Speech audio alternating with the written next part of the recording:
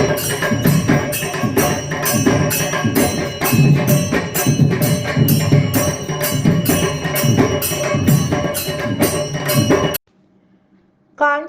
அருள்மிகு குளக்கரை மாரியம்மன் ஆலயத்தில் ஆடி திருவிழாவில் 2ஆம் நாள் மாணவ மாணவிகளுக்கு கல்வி ஊக்கத்தொகைகள் மற்றும் நலத்திட்ட உதவிகள்.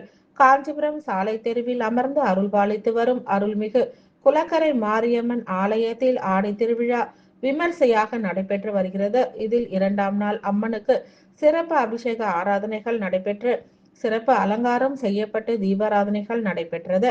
சிறப்பு அழைப்பாளராக சோழன் கல்வி அறக்கட்டளை நிறுவனர் டாக்டர் சஞ்சீவி ஜெயராம் கலந்து கொண்டு அரசு தேர்வில் அதிக மதிப்பெண் பெற்ற மாணவ மாணவிகளுக்கு கல்வி ஊக்க தொகைகளை வழங்கி மாணவிகளுக்கு இலவச நோட்டு புத்தகங்கள் மற்றும் எழுது பொருட்களை வழங்கினார்.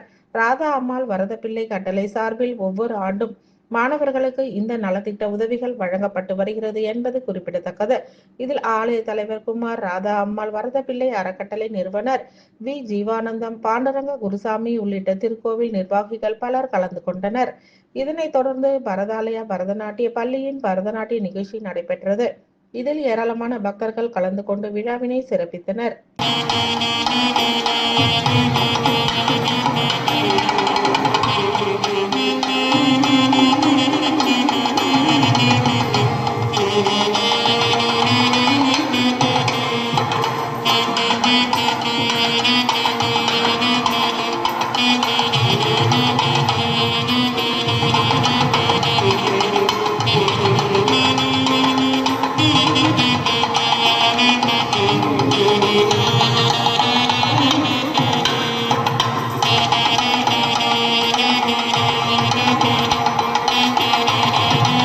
இங்கே திருக்கோயில் சார்பாக இருக்கின்ற அத்தனை நபர் சார்பாகவும் உங்களையும் யாரும் வருகிறோம் என்று வரவேற்றுக் கொள்கிறோம்.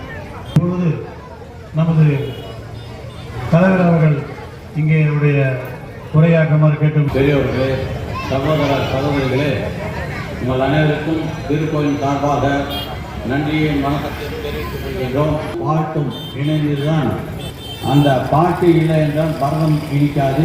பரதநாட்டியத்துக்கு நடத்தி வரும் எனது அருமை நண்பர் சந்திரசேகரன் அவர்களுக்கு திருக்கோயில் சார்பாக நன்றியை வணக்கத்தையும் தெரிவித்துக் கொள்கின்றோம். அடுத்ததாக உங்கள் எண்ணத்துடன் அவர்கள் ஆரம்பித்துள்ள இந்த பரதநாட்டிய பள்ளி நீங்கள் மாணவராக நீங்கள் அனைவரும்